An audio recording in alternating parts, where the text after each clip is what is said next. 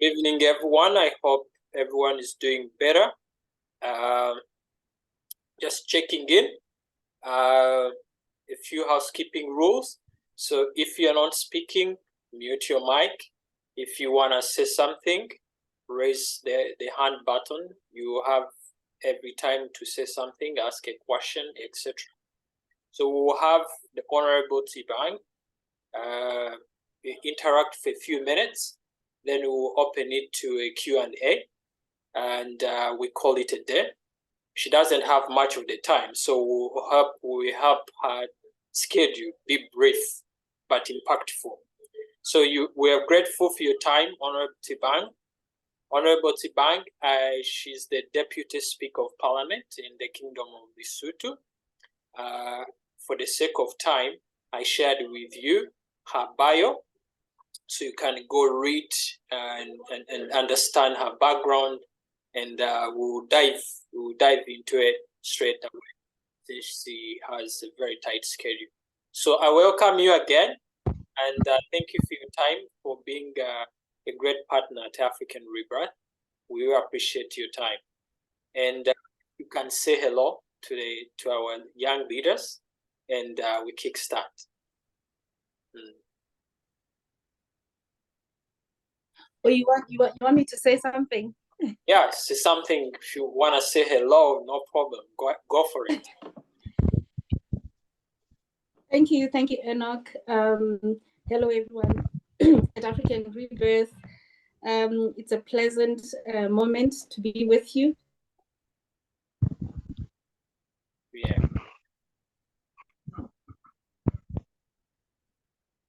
Well, sorry. We lost you a bit.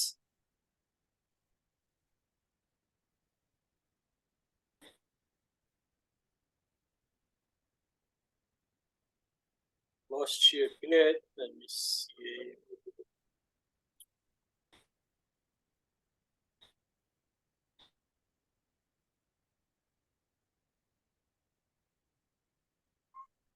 Just a minute. I double check.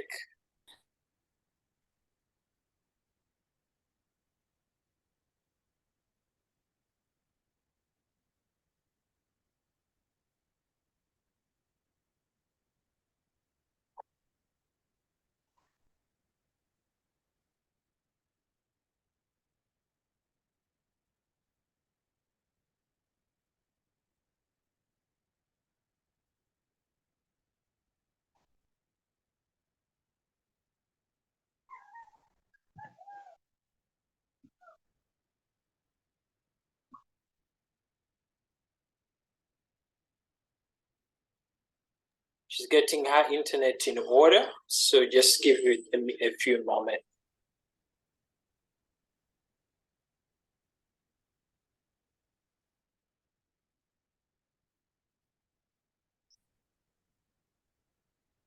Yes, I was asking, like, if you can say a few words, and then we dive into today's discussion about governance. Just say hello to your students, young leaders. That's what I was saying. Yeah.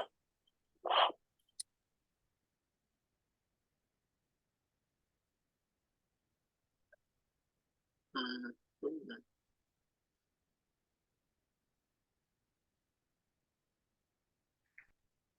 Thank you, Enoch. I had yes, a fruitful discussion or time. See some difference, and will make a difference in our different spaces in the African continent. Thank you so much for the. Thank you.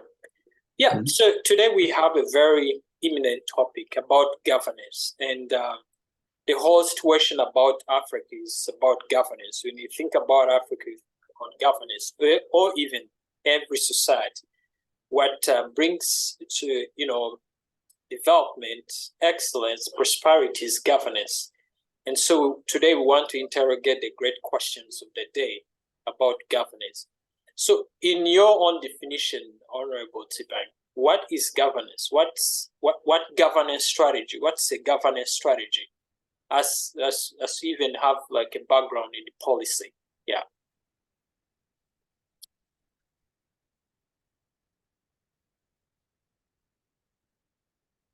You're muted. And unmute. Yes. Oh yes, thank you so much, Enoch. Can you just go through that line again? I got cut there. Oh, I said, like, what do you understand by governance strategy? Like, drawing from your experience as a policy analyst, but what's a governance strategy? Because we want to understand that from the beginning. Yeah. Thank you so much, Enoch. A governance strategy is a set of principles, policies, and procedures that an organization or a government, in my case, this is what I can relate to mostly, a government entity, it puts in place to guide in decision making, to ensure accountability, to manage resources effectively, basically outlines how an organization's activities and processes will be controlled and directed to achieve its goals. But what's important is to adhere to the legal and regulatory as well as ethical standards. That it involves some aspects of financial management, risk management, compliance, etc. Yeah. Absolutely, yes. And today we will focus on government, since we are dealing with African governance. We'll focus more on governance and maybe hype organizations.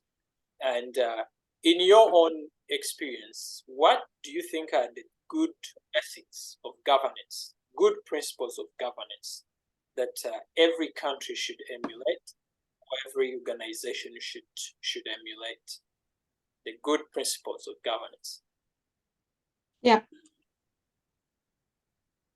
Thank you, Enoch. One that I can talk to, it's the rule of law. Rule of law, it's very important when you're talking governance, because it's very, it's crucial to adhere to the established laws. Parliament exists to make laws, and those laws have to be adhered to. And there are some supporting regulations to those laws. And therefore, there should be some fair and impartial application of the laws and regulations in order to maintain order and justice. So rule of law, definitely, it's one principle I can talk to of good governance. Then we can talk about accountability. Governments, they manage public resources. Taxpayers, they pay a lot of money.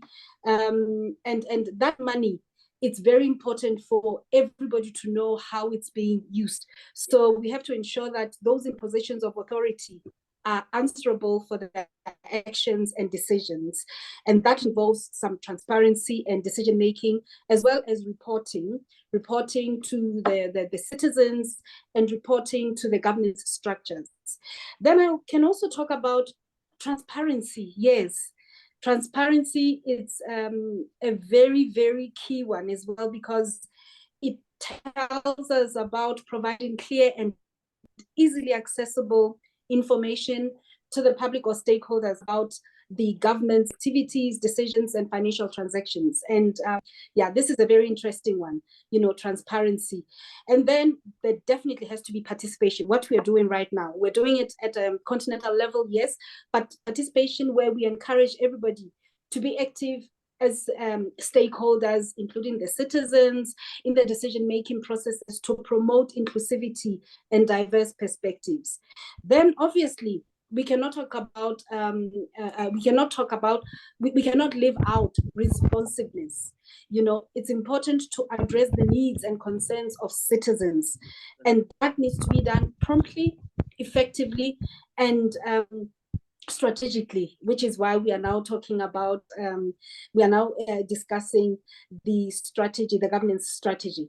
Then let me just mention other few, efficiency and effectiveness. It's very important that governments, they aim to achieve goals and deliver services efficiently with optimal use of resources. The taxpayer is very interested to know what their money is doing, how it's being used, etc. Then obviously others that I can talk about, which are also equally equally important. We need to talk about inclusiveness. You know, we are different, or we have different needs as society, males, females, you know, high earning, low earning, rural, urban, etc. So it's important to ensure that the policies and decisions that we make are fair and considerate of all segments of society without discrimination. Then let me talk about the last one, which is, you know, consensus orientation. We go to elections because we are sort of trying to impart the democracy, or ensure that we broaden the scope for everybody to participate. So we need to seek broad consensus among stakeholders when making decisions, especially in diverse and multicultural settings. Yeah, that's it. Very good. You brought all the good stuff I was hoping to get, like even I think to the audience. But let's talk a little bit of Africa now. There is a divide right now. There is a growing divide. Whether, you know, like before the Washington census, what we call the formation of the World Bank, formation liberalism in the 90s, when Africa was on the crusading of democracy. So people have said this thing has not really worked. You know, the liberal democracy that people are fronting does not really address the needs of people. And also there is a divide that says, okay, can we devise our own means that to use to govern before the white man came into our land? So there is also the two school of thought. In your own perspective, because you are in government, I'm not talking to someone, a liberal thinker or some scholar of some thought.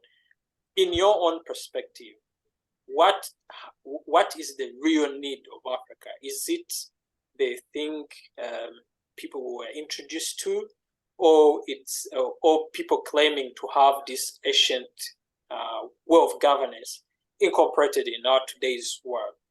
What is the missing link? Because we've all applied to what is the missing link? Yeah, that's a very pregnant question. You are saying basically, maybe as Africans, we have our own indigenous ways of dealing with our own governance, in quotes. And now we have sort of adopted this maybe Western ways of dealing with our societal issues, etc. Now, where's the missing link? Well, personally, I believe that I think democratization really allows it gives everybody a fair chance of participating in you know, global decision making, continental or even national decision making processes. But what fails is when we do not ignite enough interest to the citizens to, you know, participate in such democracy systems. You know, we could be talking authoritative measures that can be applied. They have worked in some instances and haven't worked in others, where people feel oppressed and whatnot. And basically, democracy gives you a liberal space to operate in. But when our representation or participation in the democratic space is limited, then it gives a different meaning to what democracy is. Let me tell you what I mean. Just yesterday, we were at the local government elections in my country, and that's why I'm sort of in the middle of so many things right now. And what we noticed was participation of the citizens in the elections was not as robust as we thought. So that means the representation of the outcome, or rather the results, the outcome will not show the representation of the citizens, because a lot of people, less than what I'm seeing right now, less than 40% of the citizens have participated in the elections. Now, when you have the outcome and it's supposed to give a fair share of what everybody wants, but then you realize that it's only less than half of the citizens that are supposed to be participating, then it gives a skewed picture of what democracy really is. It's a misrepresentation of what democracy is. And I think that is where we're missing. And the reason why we get there is because people get tired. They get tired because our institutions are not strengthened enough.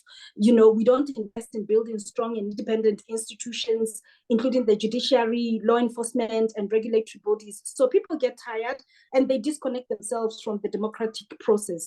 If we can correct some of this, we might be getting somewhere. Accountability mechanisms.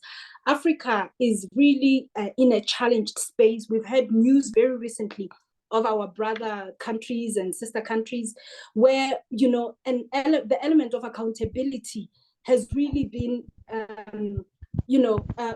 sacrificed. Has been sacrificed because those that need to, we are unable to establish mechanisms for holding leaders and institutions accountable. And eventually, when we voice out our concerns, it's a bit too late. So accountability, we need to work on it. I've already talked about the rule of law, the importance of the rule of law. But there's another thing, which is where African Rebirth, for example, comes in, civil society engagement. Like I mentioned earlier on, we really need to make sure that civil society is respected for what it is, and it plays a crucial role in helping Parliament work on the accountability mechanisms of the government. Now, let me talk to African Rebirth again. Youth empowerment. That one, our African countries, they seem to be relying on leadership of elderly people. And the frustration there is people that get into politics, they get into politics because maybe they're getting ready to retire. And they're like, where can I go?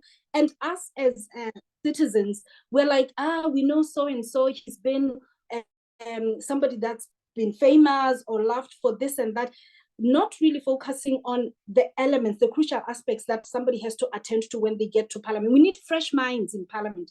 We need creative ideas. We need, and when we keep on not engaging the youth, then that says we are really creating that dysfunctional space where people such as everybody that's in the African Rebirth today could be playing a role. And young people, they shy away from taking the leadership space, and they're very quick to support or give leadership roles to their elderly brothers and sisters, or fathers and mothers, rather. Let me just put it that way. These are some of the things I can talk to. I can talk to others if you allow me, maybe two that are also very important. Economic diversification. Young people, once again, they play a crucial role there with creativity and, transforming with evolvement of time and bringing in new ideas. How do we diversify our management of funds, public resources, etc.? So we need to reduce dependency on a single sector. For example, natural resources. As Africans, we know that we have our natural resources, but they have not really benefited us that much. So we need to diversify the economy and promote small and medium-sized enterprises, which is where African youths, the space that they play in. And the last but not the least one is the regional cooperation. We are in regional cooperation right now because we are creating links and we are trying to establish where the problem is and how we can work together to lift up the African continent. Thank you. Thank you. Excellent. And I like that you mentioned about allowing, it's always a dilemma. In developed countries, there are so many old people. But when you see their leaders, they are young people, the average of 50, 40, as the heads of states or representation.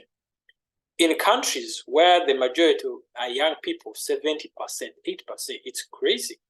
You see people who are 80s, who are in their 80s, 70s, being their presidents, being their MPs, etc. I'm like, who is lying the other? Who's saving the other? What's going on? And again, that comes to my question you touched a little bit. What is the role of young people in driving this governance apparatus and strategy? Overcoming that. What's the role of young people? Oh, I lost you a bit.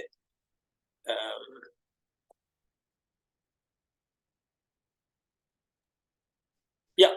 Yes, Enoch. So you want me to? Yes. What's like you touched on Right. the role of young people, but like what, because it's everyone can say, okay, young people come up, come up. But what are the key fundamental practical strategies young people can use to get into those power centers, parliament, decision-making bodies? What are the real practical ways? Yeah. Thank you, Enoch. For one, being here right now, I applaud everybody that's young, that's in this Zoom meeting, because that is one way of surely ensuring that youth participation becomes meaningful in our governance as a continent. Active citizenship. You could be here attending this Zoom meeting right now, but you can actively engage in the democratic process by voting, by running for office, I've indicated, and participating in civic activities. So the involvement of youth can really help hold elected officials accountable and shape government policies, because when they are that open-minded, they're able to ask the right questions, they're able to entice others to come in and ensure that there's accountability where it needs to be. The other one is advocacy. Young people love to talk, they love to exchange ideas and whatnot, but let's make them meaningful. So advocacy is very important, because young people can advocate for transparency, accountability, ethical conduct in government and other organizations. They can really raise awareness about issues and mobilize support and pressure institutions to address public concerns. Young people, when they really put that energy, they can put it to good use, and instead of advocating on other non-developmental or beneficial issues. Then there's what I talked to earlier as well, innovation. Young people bring fresh perspectives and innovation ideas to governance challenges. They can contribute to creative solutions, especially in areas like technology, social entrepreneurship, and sustainability. Another thing, young people, they can really play a good watchdog role. They can act as watchdogs, monitoring government actions and holding officials accountable for any wrongdoing or corruption. Why am I saying this? Is because I know, elderly people in politics, they rely on young people, the structures of young people. Yeah. And if it can be, a two-way road, they rely on young people to go and advocate for them and whatnot, campaign for them, etc. But in return, they should also try to play that watchdog role and, put them, voice their opinions and guide their leaders into what needs to be done correctly to have everybody on board. Young people, they bridge they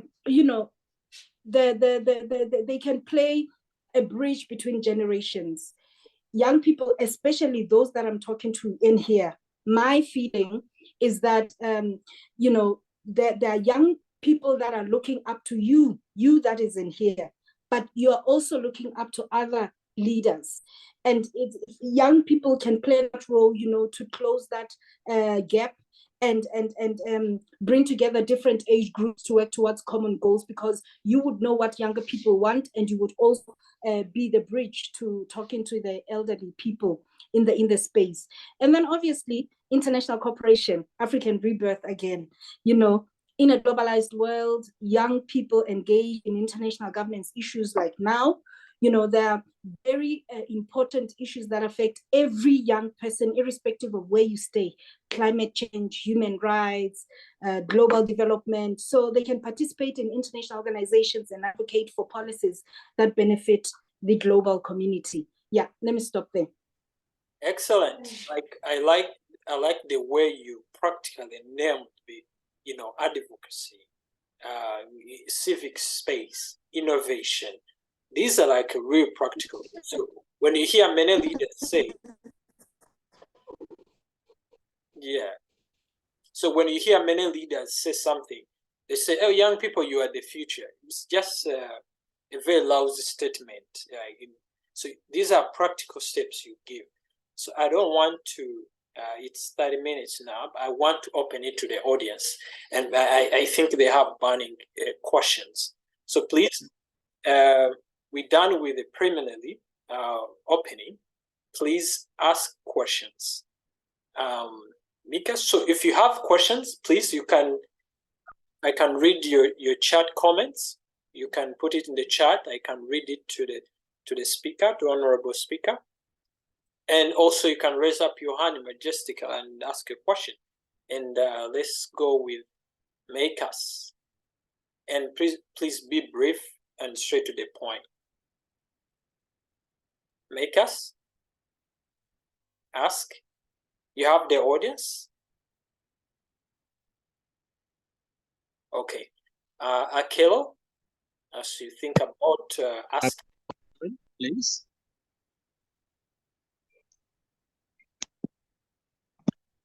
Am I audible? Yeah, so if you have like network issues, please do, just write. We will save time. Just write. I'll make sure I read your question. Okay. I see. What is the system of governance? This is Dadia from South Sudan. I like the way you introduce your country and where you come from. Please, everyone should do that. So they're asking, what's the system of governance? I don't know what they want to mean by system of governance. But that's what you touched on in the beginning, governance strategy. A set of rules, systems you put in a place to drive policy. I think that one is really catered for. Akelo, can you ask a question? Yes, good evening to you all, and greetings to you. My name is Akelo from Uganda in Entebbe. I'd like to address the Deputy Speaker from this. And one thing that I wanted her to share with us is that for the past number of years, we've seen the governance in Africa is usually attached to resources from Western countries. As young leaders, how can we change the narrative whereby the leaders at the time they open up with the resources and then they allow us to utilize the resources at hand to run the governments, because we know that we are going to have a challenge when the elderly leaders leave.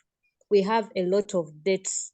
So as young leaders, how can we change the narrative of depending on debts from Western powers to run our governments? Thank you so much. Thank you, Akelo, Cecilia. Yes, you want to open up or you want to take like 2 questions? Yeah, well, thank you. I think, let me take these 2 questions. The one from Nadia, I'm not sure if I need to expand more than I already indicated regarding what governance really is, because ultimately, like I indicated, it's a set of principles and policies and procedures. So, and these ones, they really they depend on each and every country. You know, there are principles and policies that are feasible or that can be applied in certain settings versus other settings. So ultimately, what needs to be done is to determine what the citizens need and what the government can deliver, and to try and fuse the two together. And normally governments use a global mechanism, like in Lesotho we use a national strategic development plan, which really is an overarching mechanism to put in everything that Lesotho says, if we move in this direction, then we're going to achieve certain goals, especially when we are aligning ourselves with the global agendas, Agenda 2063, the SDGs, etc. So every setting really is different, and the policies that are applicable to every to different countries will be different. Granted, as Africans, there are issues that we share. and the issues that we, become a common problem, or a common problem to us, and we need to sit in one space and determine how we can address them. For example, I know in the SADC Parliamentary Forum where I've been, the SADC Parliamentary Forum puts together countries in the SADC region, and they work on common problems. One that we were addressing very recently was the gender-based violence. And then we developed a model law that can be used by different countries, granted yet to customize, but used by different countries to address the different problems in a country setting. So if a country has a strategic direction, and every government comes in and does not necessarily change the strategic direction each time there's an overturn of government, then there could be a leeway where we are going as a nation. Now, let me talk to, or rather as a continent. The issue of governance and resources from the Western countries, where we need to change the narrative, what can be done? Definitely, young people, they have to work very hard on accountability measures. We cannot go wrong when we make our principals accountable. And how do we make them accountable? Get involved in committees or follow the work of governments, and don't only rely on the reports that you get. Do your own research, and hammer on the issues that need to be addressed, and make sure that decisions do not lie on one body, on one person, that can eventually impact on you without you having a voice.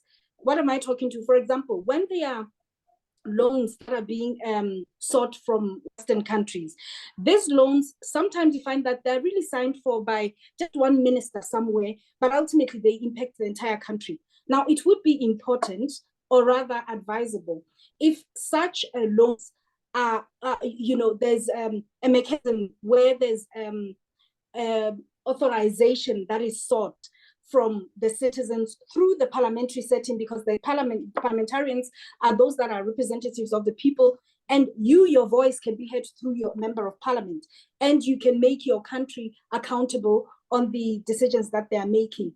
But it's important that we do not put too much power in one office, and ultimately we only realize when the time is really gone that we have given, we have let go of our resources, and we have, put our country, or put our nation, or our continent in a very, very critical space where we are going to be paying for the debts that we did not, or we failed to make the executive accountable to. Thank you. Good. So many questions pouring in. There's one from Harmony, Wera.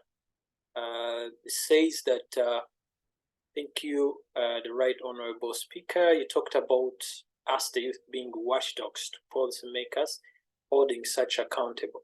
How can this be a reality in a country where the such is next to a myth, because people who try to do so are harassed, attacked, sometimes even end up dead? So I think she's talking about, you told us to be watchdogs, but how do we deal with harsh realities and violence at times? You can respond on it if okay. Thank you, Enoch.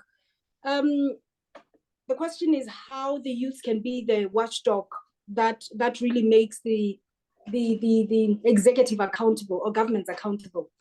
Yes, I've talked about parliamentary systems, but what I also know, having been a member of parliament myself, I know that we are very, very, we're listening on the ground. We're listening to what's happening, because parliamentarians, they want to be re-elected to office, and they need to be re-elected to office because they're doing something good, and we need to make them accountable.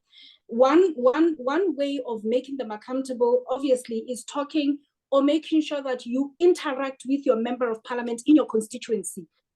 We tend, as Africans, to bestow this godly, I don't know, aura on members of parliament, as if once they're elected into office, Now they cannot be talked to, they cannot be asked questions, they cannot be made to respond to issues of the citizens. But I know if one is really a good member of parliament and they want to evolve accordingly, they will listen to their citizens or their electorates. That's number one. But number two, if you're afraid to really talk to your member of parliament directly, there are other ways. There are civil society organizations that can really put them to order. But over and above that, there's one that's very quick. There's media. Media, those are people that are waiting for good stories, that are waiting to put people on the spot. And you can be an anonymous, somebody that questions certain issues that are being done by the government officials, executives, etc. There's social media. Young people are in social media, and I know much as our parliaments are, or rather our governments, we have elderly people but they're now starting to get accustomed to social media. So they look, they listen, they read, and even if they don't, somebody next to them will tell them. So you can voice your opinions there and try to influence what they are doing. And it's very, very important to really know that there are various ways of talking to the seniors, the government officials, or talking through parliament, talking through media, or any leadership leaders in society. But also let's use the structures of the political parties. Those are also very important. Sometimes we distance ourselves from politics because we are tired of them, but ultimately politics, the politicians, they lead what happens to our lives. So let's also see who are influential people in the political parties and talk to them when we want to change the status quo. Thank you. I think that's very, very practical. If you're afraid that you might be arrested, harassed, there's so many ways to voice, more especially in the digital age like this. So this is Max from Ethiopia. Say we African people are rich in population and resources. We have land which able to grow whatever we sow. We are expected. Let me summarize it. Say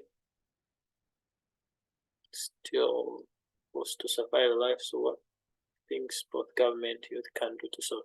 So basically, the question I don't understand the wording well, but basically it is talking about that we are rich in resources and we have the land mass. We also have labor, which he alluded to through population. How can we reorganize and stop surviving on handouts from the Western world? How do we harness that? I think you talked about it a little bit. Yeah. Okay. Thank you so much. That's a very important question. We really need to be self-sufficient or even become providers.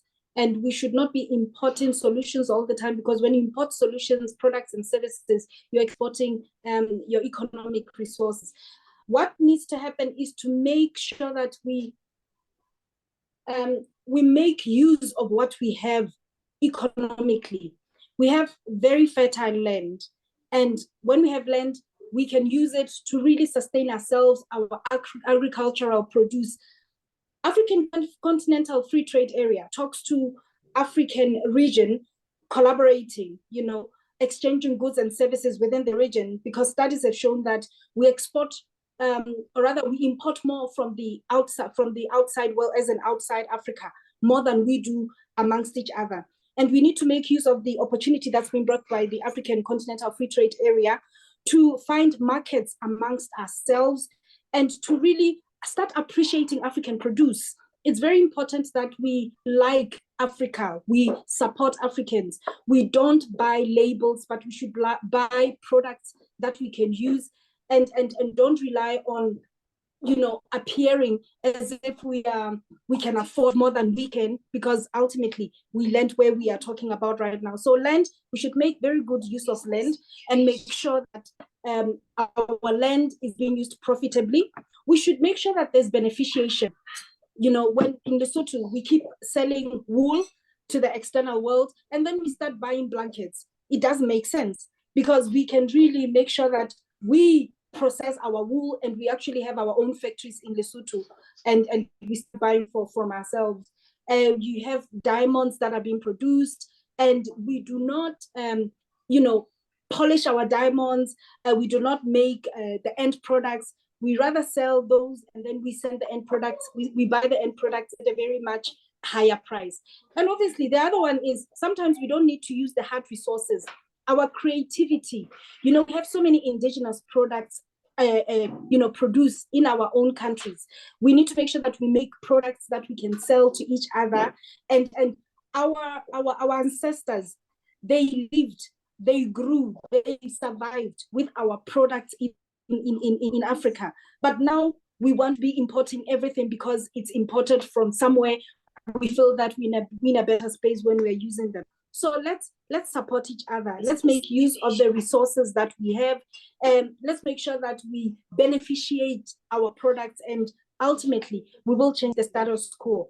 It does make sense that we buy foods, fruits, vegetables, our basic food stuffs that we can be producing. Let's make sure that we become our own market. And last but not least, we need to develop the skill to be economically viable.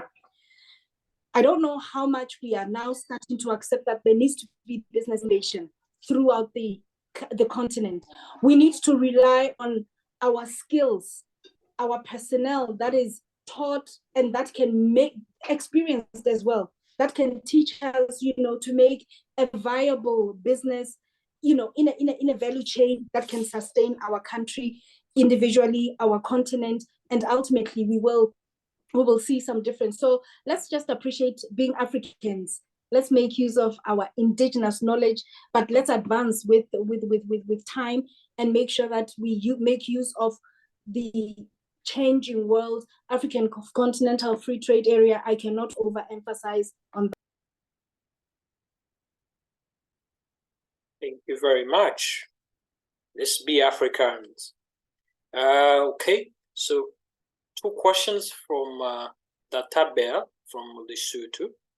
She asks, how can young people contribute to achieving goals and objectives of the national strategic plan? And what support is available for young people who want to get involved in the national strategic plan? And how can young people be involved in monitoring and evaluating the progress of the national strategic plan? So it's basically participation, involvement, and what you alluded to. Participation. Yeah. Well, involvement, definitely. They need to follow what their government is doing. They need to know what the National Strategic Development Plan contains, because it's a public document. It's accessible to everyone, and then they can start holding their government to account, because now they can talk to the executive, knowing specifically what the NSDP aims to achieve and how far we are from achieving that, by making use of the members of parliament to ask the essential questions to the executive, to propose a policy direction to the executive in parliament, and to influence the decisions that are being made. That is how they can participate. But also, it's important that they group themselves. When you are just one person and you are interested in making that impact, it doesn't really carry much weight unless you form a group that can be influential and start moving in the right place. I always say, when you work as a collective, it's better than when you work as an individual person. Your voice is louder and it's stronger when you are united, rather than when you are trying to follow something by yourself. Let's make use of our institutions as well. Let's research as much as possible, and let's own what our governments are doing.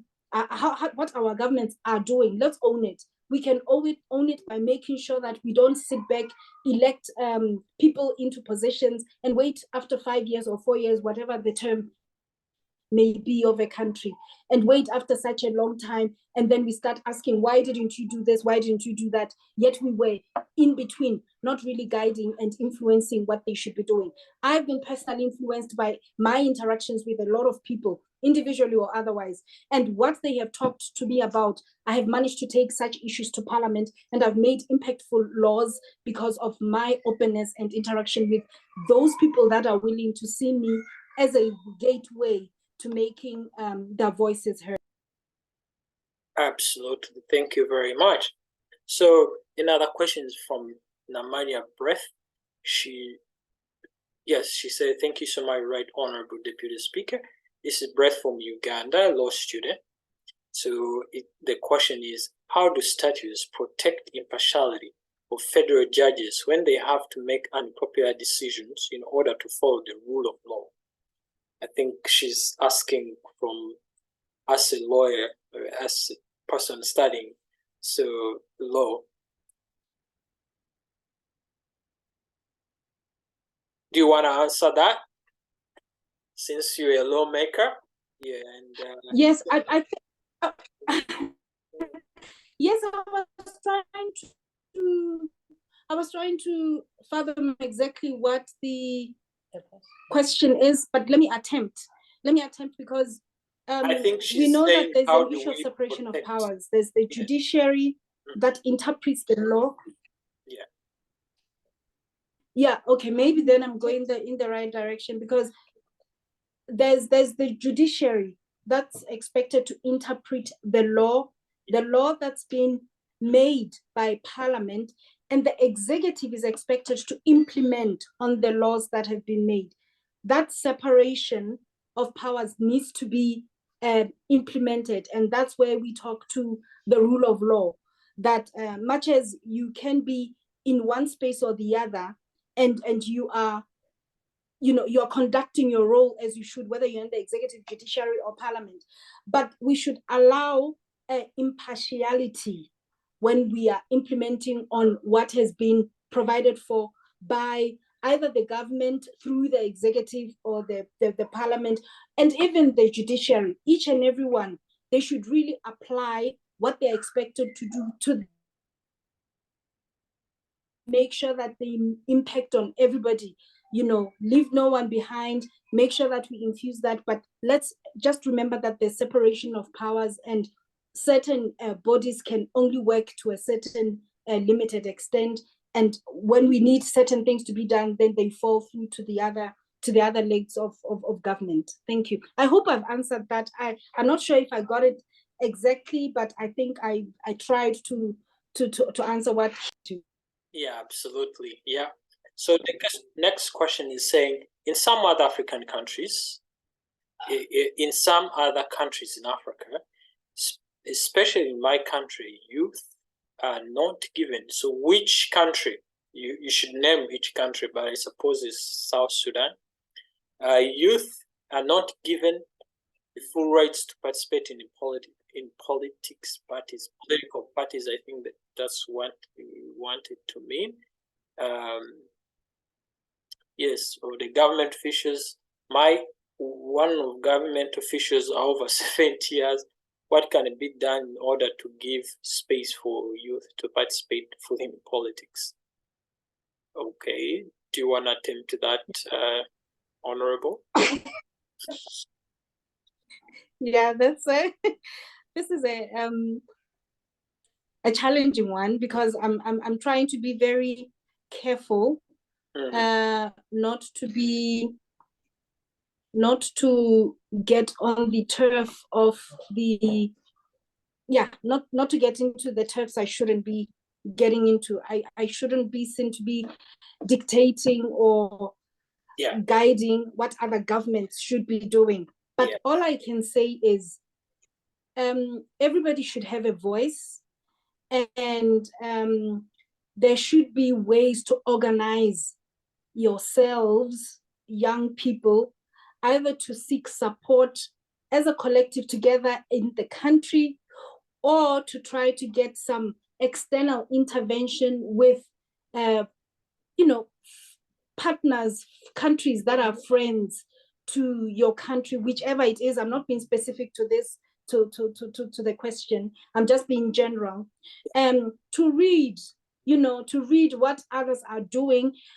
You're not the only ones. If you are in that challenged space, other countries have been in that space before, and they have navigated through it, they have corrected it, and now they are advancing. So just research and try to see what can work best for you, but don't give up, because you need to change the narrative, you need to change the status quo. Thank you.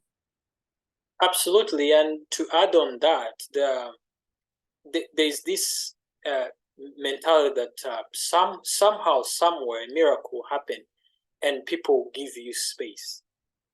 Politics doesn't work that way. It's a game of power. That's the truth. It's a game of power, and it is not a church service to say, "Oh, we'll pray for you, brother. We'll pray for you." This is a game of power. So means power is not given, power is taken. That's the concept you should know. No one will give you power. Give yourself space, and also ask yourself, even if there are so few people, young people in politics in your country, there are others who are in those positions who are young. Ask them, how do they navigate the complex system? So it's a matter of being proactive and having, and we stop this mentality of blaming and sitting back, thinking somehow these old people will vanish and accept. So proactivity, and also being on the ground, knowing, having partners like the Honorable alluded to. Practical ways. We are not speaking here theory, we are speaking about practice. The truth is, power is not given. You have to take power. Dario from Burundi said that I would like to know which strategies of governance for arriving to our goals. Okay, I think it means, I think you talked about it. How do we arrive? Which techniques, strategies do we achieve the goals we have? Advocacy, you talked about it in the beginning. I think I'll give a chance to Precious. You raised your hand for a long time. Precious, are you in there?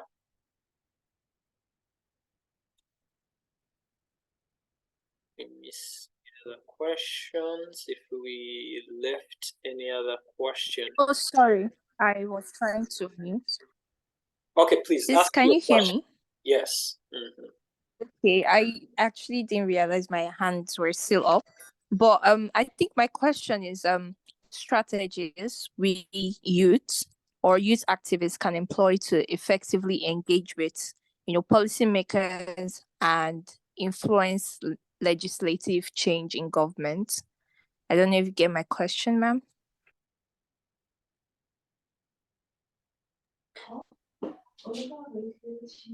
Should I take it, Enoch? Yes. Strategies to influence government legislation. I think that's what I heard. I have sort of talked about this earlier on. I've talked about, collaborating or finding like-minded people so that you can now have a collective voice and make your presentation to either parliament, or you can actually go directly to your executive. But I also did talk about making sure that you get to spaces where they are listening. When I'm saying they, I'm also talking about myself, where politicians are listening because they want to do it right so that next time they are elected into office. But it's also very, very important to make sure that when you become strategic. Yes, we're talking strategic governance, but become strategic in the sense that young people, what I normally see, they complain, and they use wrong platforms to try and pass their message across. So that's not impactful. You are together in some space somewhere and you're busy complaining, these people are not doing this and what. But one question that you need to be asking yourselves is, what role am I playing in that not taking space? What am I not doing then you start working on a strategy to be part of the solution, not part of the problem. The executive needs to be held to account all the time. The executive is not holier than thou. Parliamentarians are not holier than thou. They are there because they're elected by you, citizens. But for you to make a strong impact, lobby, find people that are, that are influential, that their voices are heard all over. You have your own spaces where you network with other young people, but lobby when you are there. Sometimes I think you're young people and you're sitting in one space and you're like, I'm too embarrassed to talk about this. This is just where we're having a nice time.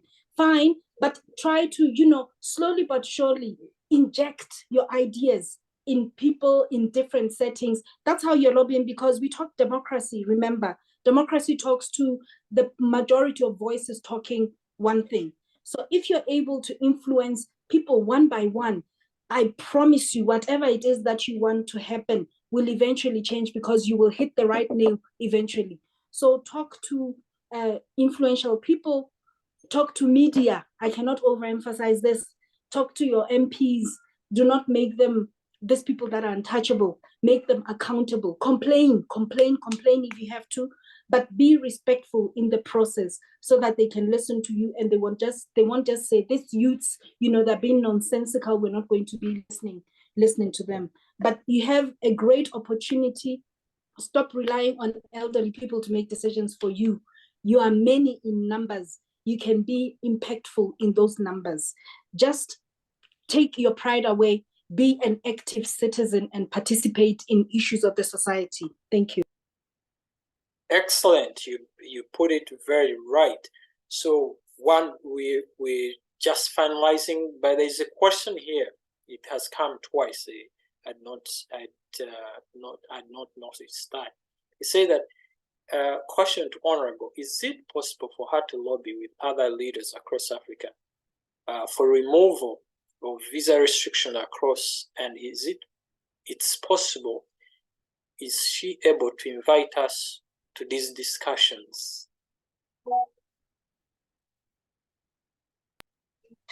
That's a tough one, I must say. Because, okay, for one, yes, lobbying, it's a persona issue. It's a persona issue. If you're somebody that is able to talk to people freely and try to entice them into deep discussions, you can draw where their thinking is and try to, present your ideas in an informal setting. But I must caution you, the informal settings do not confirm or make it, the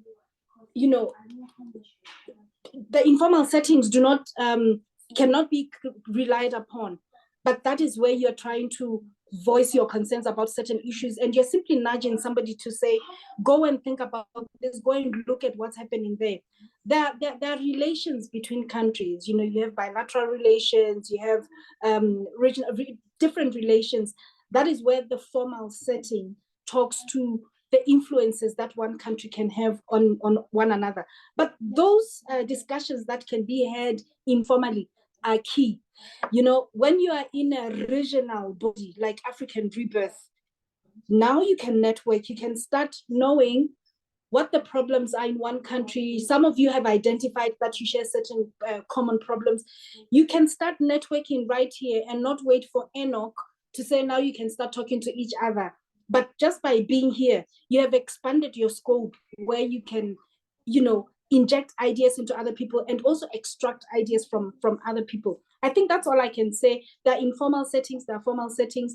Now, as to whether I can invite you, I'm not sure if I understand the question correctly, but Enoch can make arrangements if we need to talk to invite other people and to influence certain decisions. Thank you. Absolutely, yes. She, for your information, she invited African Rebirth to Parliament. So the things she's talking about inclusivity, youth engagement, these are the things not in a normal politician. They practice, they speak. She's practicing it. She's giving a voice for young leaders to voice their concerns, to be part of a national dialogue. So if we have concerns in the future and opportunities for engagement, why not? She's a friend to young people, so she'll always be with regard to her tight schedule, but she can really spare her time and talk to young people. So I think we've exhausted all the questions. Thank you, the audience, for asking good questions. We are coming to an end, but we can't go away. Like, we usually give a magic word for the young leaders. What is your magic? If they should forget everything, what should they dare to forget? Oh, Enoch, thank you so much. I think you said it earlier on. I just want to embrace what you said. You know, when you are a leader, you shouldn't wait for somebody to tell you you're a leader. You own it. You tell yourself that I'm a leader in this space, because once you do that, you will follow the right things to do for that leadership position that you are eyeing. You will study, you will network with the right people towards that leadership position. You will learn, you will become an expert even if you didn't go to school. So all I think I can say is own your leadership space, be content in yourself, and make sure that you have a vision and you drive towards that vision.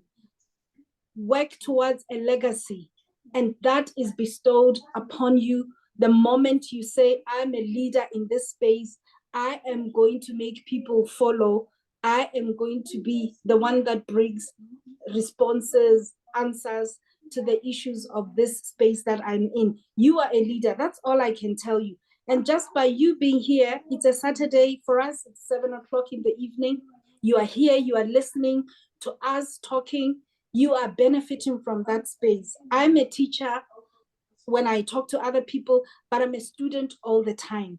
Be that student and you will advance in life, you will get to your goals. Thank you so much. Wow, excellent, excellent.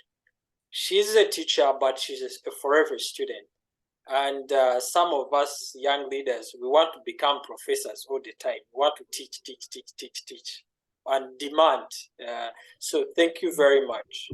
I know you've been busy on campaign trails, but thank you so much for spending this precious time and talk to us. And I believe that as young leaders, we have really got a lot of information, practice, and this is not from an academic person studying governance. It is from the leader dealing with everyday issues. So thank you very much. Please appreciate Honorable Speaker of Parliament, Honorable Tsepang. We appreciate your time, and to young leaders, own your leadership space.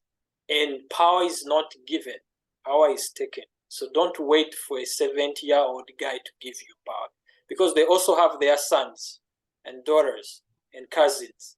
So they will give to their sons and daughters. So you have to own it and take it. So I appreciate your time and have a very good evening, everyone. Thank you so much. I'm seeing all the beautiful messages. That's in my mother tongue. That says, thank you so much. Merci beaucoup. Thank you. Thank you. Have a good day.